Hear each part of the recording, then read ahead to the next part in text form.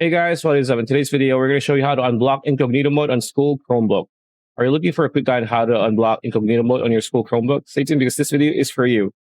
Right, so we are in support.google.com, browse in private. On your computer, open Chrome. On the top right, click more, which is the three dots, and then new incognito mode. A new window appears in the top corner. Click on it for incognito mode. So you can also use a keyboard shortcut to open incognito mode. So Windows, which is the Chromebook, Control Shift N. So yeah, it's that easy. Close incognito mode to stop private browsing.